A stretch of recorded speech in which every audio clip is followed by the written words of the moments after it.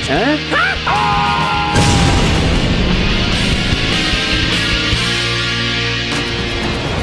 Hello, I'm the Nostalgia Critic, and this is Niagara Falls!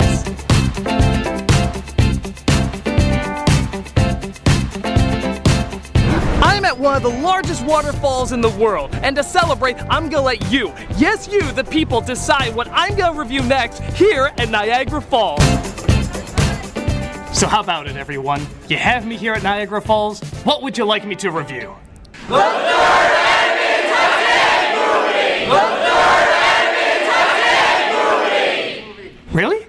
Because I could have sworn you were gonna choose the Marilyn Monroe movie Niagara. The romance between her and Joseph Cotton has been described as a raging torrent of emotion that even nature can't control. But Monroe plays a tantalizing temptress that kisses fired man's souls. You can't deny such poorly worded smut! Alright, fine. I'll review this movie that has nothing to do with Niagara Falls, but you guys have wanted me to review for years. Will that make you happy?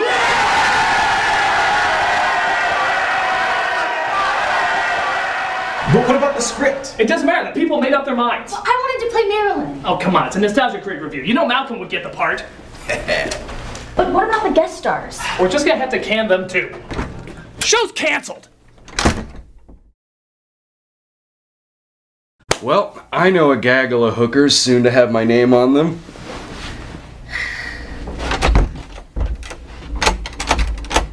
It's locked from the outside. Well, that goes along with him cutting the phone and the TV. Who does that? He said it would keep us in character. As what? Amish bed testers? Is that why he also took our phones and deep fried them? I really should have drawn the line at that. Why do we do things with him?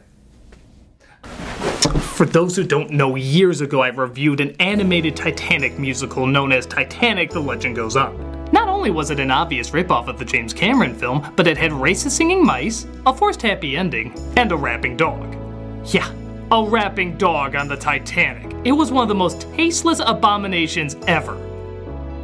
At least it was, until I found another animated Titanic musical called The Legend of Titanic. It had racist singing mice, a forced happy ending, but no rapping dog. No. That was replaced with a glove-sniffing fetishist, sharks that escape from jail that sink the ship instead of an iceberg, and a giant puppy dog squid who puts the ship back together so that everyone can get out alive. Good chocolate-coated God. As if having two of these in existence wasn't enough for Skynet to want to kill us, this last one actually got a sequel. Because sinking the Titanic was clearly just part one. The sequel is the one we're looking at today, called In Search of the Titanic. Just when you thought things couldn't possibly get any stupider in a world that focuses on the sinking of the Titanic, what does this one throw in? Atlantis! Yeah, Titanic and Atlantis now exist in the same universe. Well, I guess it is the next logical step. It just keeps going in descending order. Titanic in Atlantis, Titanic in space, Titanic assignment Miami Beach, and of course, Titanic in the hood. Let's green egg and have it. The funny thing is, this wasn't even originally called that. It was originally called Tentacolino, the name of the puppy puss in the last one, even though he's barely in it. But his name was changed from the Italian version to something more simple. Whatever they choose to call him. Adi. Naughty. Archie. The great Adi. Yeah, any of these. And thus it became a Titanic movie once again, meaning I have to review it. And believe it or not, it is actually, no joke, not kidding, even worse than the other two. Not one hint of sarcasm, this is the worst one.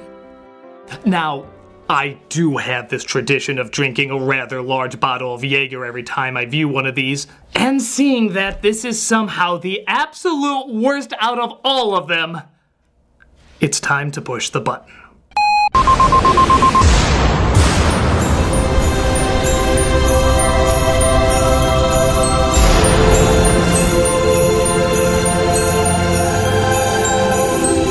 I know where I'm vacationing this week. Let us begin. We start with a recap of the last film, and if you think you know the story of the Titanic and don't need a recap, you clearly haven't seen it from writers whose everyday dinner looks like this. It was called The Rip-Off of Dreams, and it really was. It says the film takes place 3 years after the Titanic sunk, where apparently there's been quite the technology boom in those short years. I guess the 2001 aliens are dropping monoliths on marine biologists. But it looks like they only got half the enlightenment because the only people going down to search for the Titanic are 2 of the passengers and their dog from the first one. Are they really qualified? Just because they were on the Titanic doesn't mean they can find the damn thing. Hey, I know where Amelia Earhart is because I watched an episode of Star Trek she was on. Millions in research funds, please. I guarantee you, though, they're gonna see stranger things in this yellow submarine than the Beatles ever did. Starting with their dog, who can talk to them now. It seems to me there are a lot of nasty-looking sharks out there. Oh, it must be those magic moonbeams in the last film that came from a woman's tears that, you know, life is too precious, it's not worth the time. And don't forget about the little mice friends from the last one. We're just as afraid of the sharks watching them as the dog is. We're at sea. This is their home. Honestly, there really isn't anything to worry about. Sharks, indeed. They're worse than cats. Even cats eat mice. We lose thousands of lives to your house pets every day. It's funny. Cut to immediate style change. Christ, is Lara Croft swimming through here? As we're shown a... Yo, look at my teeth. They're so sharp and white and neat. Why do these movies need rap songs? I just don't see the connection. Was the rap song in the other film such a worldwide phenomenon that the movie said, hey, we can make it whiter? There's no one cooler than me. I'm a great big genius that lives in the sea. Ooh, man, you better look out. There's gonna be a rap battle between this and the Polar Express chefs who sing the hot chocolate song. Oh, you, there's no one meaner than you. Oh, you, there's no one meaner than you. What the hell are they even saying?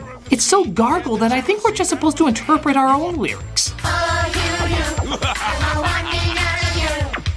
Oh, you, there's no one meaner than you. So the head of the sharks is told about the Simpson testicle and he tells his minions to attack it. Why? His detailed reasoning will send shivers down your spine. Are you sure it's yellow? I hate that color. I can't stand yellow. Macbeth had the inner duality of acquiring power while holding on to his humanity. Ahab demonstrated how revenge can destroy others as well as yourself. This character hates yellow. If that brilliantly established motivation doesn't give you goosebumps, I weep for you. So he orders the sharks to start sinking their teeth into it. What's happening? Calm down, Smile. Relax. It must have been an underwater current. It couldn't be those things I said wouldn't attack us attacking. Let's make another joke about cats. Let's cut the cables. They chew on the cable so discreetly that they don't make any sound effects. Must be on silent running. As they're tossed around inside. Try to stay calm. Yeah, because it worked so well before. What was your advice on the Titanic? Read a book? The cable is cut, but the sharks don't want to finish them off just yet. The reason? Right now, I have to go and brush my teeth. A lot of people underestimate the importance of shark dental hygiene. But in a bizarre twist, the sharks are also in cahoots with the bad guy from the first film, as they communicate via jellyfish telegram. Okay. Jeffrey, now this is important. I want our mini submarines to be in a permanent state of alert. Jesus, how many submarines did they have back then? If your evil plans to get rich, I'd say mission already accomplished. Our Muppet tentacle porn comes across the sinking sub, but can't pull it out even though he was originally strong enough to put the Titanic back together. Who can he get to help? Whoa! It begins. Yep, an army of every 80s girl toy that ever existed arrive and tell the craptopus that they can help. Thank God they use their advanced technology of bubble in a can. Bubbles! And ride their literal seahorses to the city of Atlantis. Their dog Smile wakes up to see what's happening. Help! I'm dead! Keep calm, you're all safe. No, I'm dead. And you're taking me to doggy hell. Wow, thanks for putting that idea into kids' heads. Did your puppy ever bite you? He could go here. They take them to Dr. Calamity Jane as our heroes discover that Atlantis is kinda like a creepy comfort inn, except somehow even more hostile. Go and get things ready, immediately. Get what ready? Calm down. Me? Yes. To be able to... Wow, what an asshole! Talk out of line again, and I will smite down upon thee with great vengeance and furious anger. You will know my name is the Lord. You have to drink the elixir before you visit the city. Of course. Keep calm. If they wanted to harm us, Stop saying keep calm! Have you noticed all the bullshit it got you in? Look, Shark, keep calm. We're gonna drown. Keep calm. Drink this incredibly suspicious shit. This elixir is such a pretty color. The skull and crossbones are especially adorable.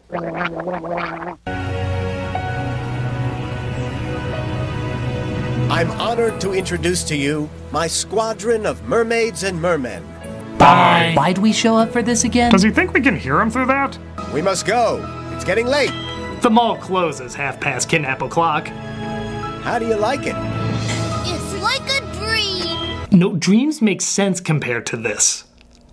They then take him to a room full of toys who have the ability to speak and achieve conscious thought. How is this possible? Everything lives, moves, and thinks, even if it seems impossible at times. Oh, that explains that. How about a creepy song number? Here is a surprise. You can thank your lucky stars that have saved your lives. I don't like this guy's voice. He sounds like the Crypt Keeper if he was choking on Gollum. I will say without mistake, Atlantis is the only place where you always stay awake. This is the last thing we'll see before we die. It's fun and games. But you know what this song really needs? Rave music. The water is fresh, you can swim around at the fish hotel. It's a real cool sound. Coming to my shelter doesn't cost a dime. Every single day, it's always party time. This review is writing itself. I'm not even kidding. Look, this review is literally writing itself. This is so terrifyingly batshit insane that you can actually hear someone off-screen declare, "This is scary." I'm not even kidding. Listen closely. Do you hear that? I swear she said this is scary. Yes, it is, poor soul. I think we know who the real survivors involving the Titanic should be. But the musical counselor lets some uncomfortable news slip. Up there, you can't go back. Oh, I'm sorry. I was supposed to tell you that after the chloroform sprinklers went off. Holy Christ, I need a drink. Hey, who drank my Jaeger Planet? Tonight, we are young. So let's set the world on fire. We can go higher, higher than the sun. There's the sun.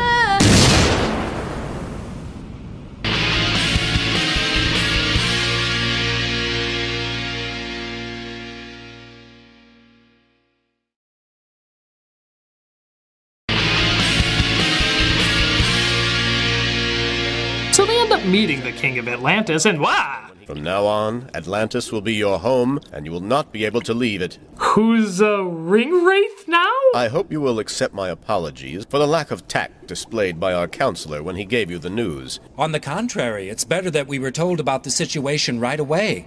And I have to say your counselor informed us in the most amusing way, which helped us all to see the benefit. Yes, I love being told I'm a hostage via bullshit music that even Radio Disney would throw in acid. Clearly, you thought long and hard about this.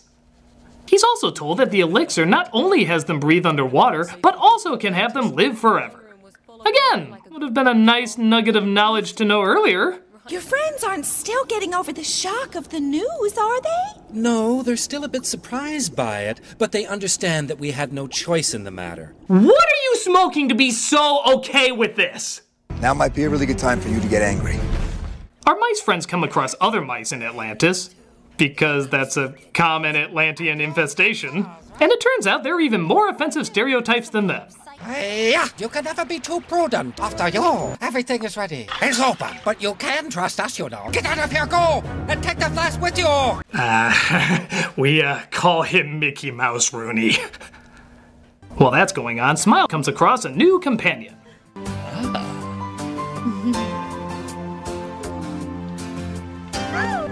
Whoa, whoa, whoa, slow down. We haven't even sniffed each other's asses yet.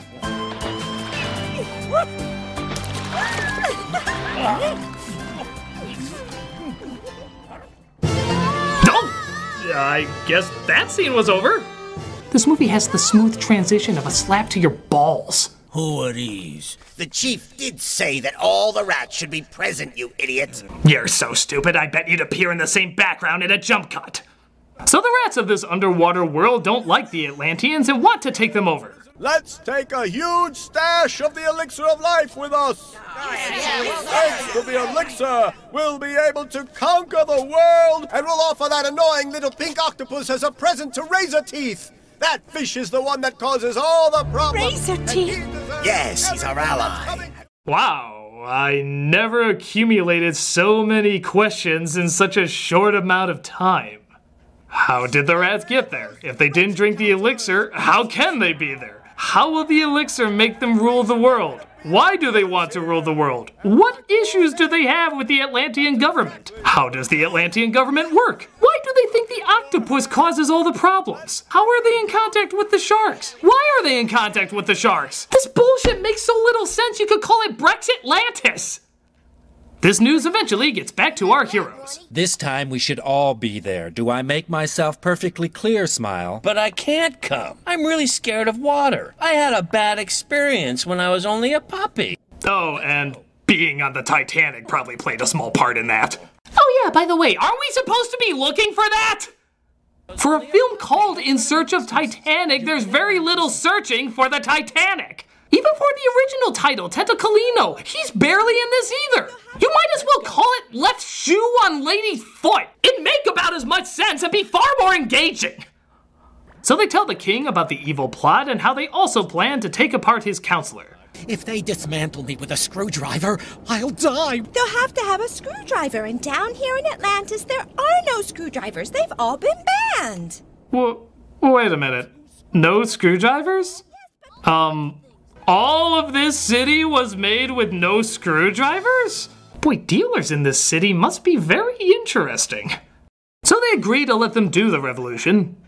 I mean, they are just friggin' rats. And to stop them in the middle of it. We'll replace the flask of elixir with a false one, which will be full of water. I'm ready to serve, Your Majesty. We must prepare for battle. All we have to do is win. You've made everyone dumber for saying that. So they help them get the fake elixir, but the Atlanteans are there to head them off. That's it, good! Whoa! Smiles is packing! I'm sending you all to doggy hell. You hear me? Doggy hell, which we just clarified exists! Attack! Wow, look at all those ships. And not one screwdriver was used on any of them. A little spit and mud goes a long way. So all the toys are marching into battle when somebody spots a little girl doll in the army. A little girl?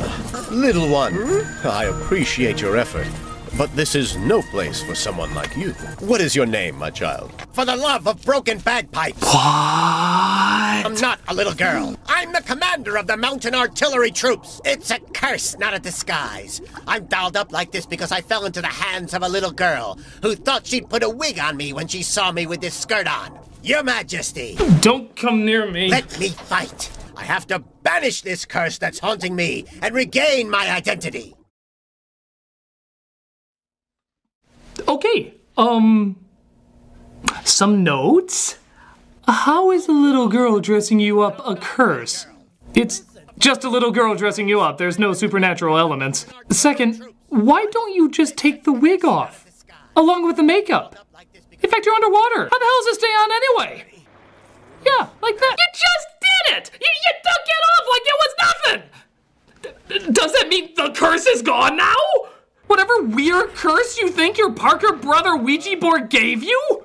From now on, you have a new leader, a new general, the General Brumali. And I'm not even kidding, this character never comes back. The strange backstory, the curse, the nonsensical story arc, none of it plays a part in anything. It was 100% pointless. Well, thank you for that. Whenever somebody brings up a Scottish toy who fought in a war who was cursed to look like a little girl but fired a cannon lifting the curse and promoting him to general, I still won't reference you. So they zap the bad guy's ship with some sort of forgetting ray. Okay. And the bad guy totally forgets his plans. Or if he ever had any at all. Yeah, what was his scheme? Jeffrey, tell me, what was happening? Thus, the rats also find out that the elixir they got isn't the real elixir, as they tested on this old man whom they tied to bricks and tried to drown. You know, I'm starting to think these were the rats Nim flushed down the toilet. Fix them so that they'll never hurt anyone again. Ah! What was that? We've won, we're the best. Why was there a random shot of Pink Thulu there? Was it a subliminal message letting us know the film is always watching us? Jesus died in vain. We've won, we're the best. And as a reward to our heroes, they clean up and put together the Titanic. Yeah, remember that? The title of the goddamn movie? We finished, Your Excellency. Complete with dead bodies and everything. Yeah. Come on, Screwy! Wait a minute! He's with the screwdriver! I thought they were outlawed! In fact, the screwdriver can talk too! Yeah, it can think, it can make choices, it can do anything just like all the other things! That makes it kind of worse! They've outlawed an entire group of people just for existing? That's America's job! So they take the ship and our heroes to the Isle of Naboombu, where they say they'll live the rest of their immortal lives. Sweet? This is a secret island, unreachable by anyone, and here you will live happily ever after. Thanks again for kidnapping us, forcing us to live forever, having us fight in your wars, and dropping us off on a deserted island. Thank God we have no friends back home. And that was The Search for Titanic, by far the worst of the movies. Not because of how historically insensitive it is, you could claim the others are worse for that, but just for what a poorly made, nonsensical, totally mad collection of ravings it is. The imagery in this film is beyond bonkers, and the reasons for the imagery are the invitation to a dark hallway of insanity I wouldn't wish upon my worst enemy. It is beyond words. It is a sickness. It is the worst in the animated musical Titanic trilogy. And I am so sad we live in a world where that's a thing. Holy goddamn hell. For this movie is an infection. And let me tell you, it's infected me. And it's gonna take a long time to get rid of it.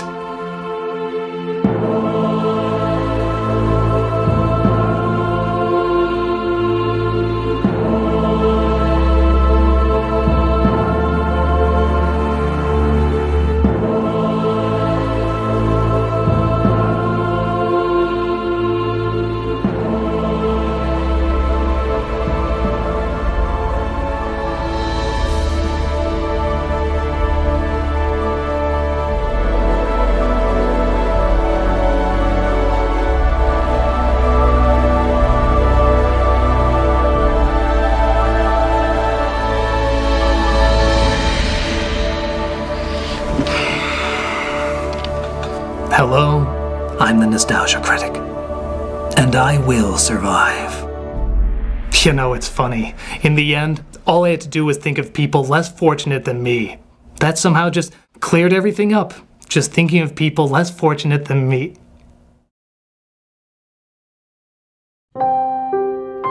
It's not that I'm ashamed of the name Cricket Lee. I thought it'd be a show about a cartoon insect who studies kung fu, and now it's never gonna happen. Don't say that. Yeah, we'll make it happen. Actually, I think there is a porno of it.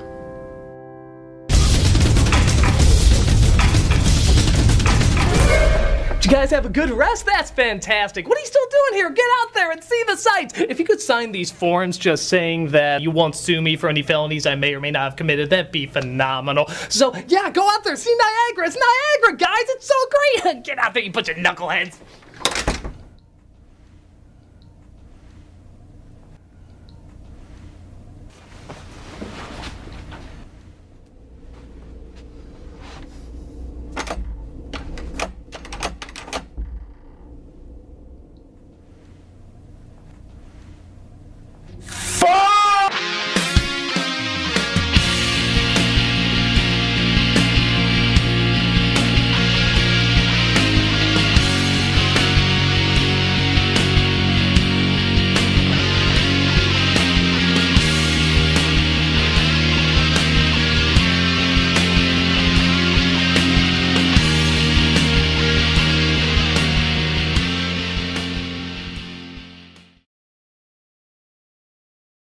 All we have to do is win.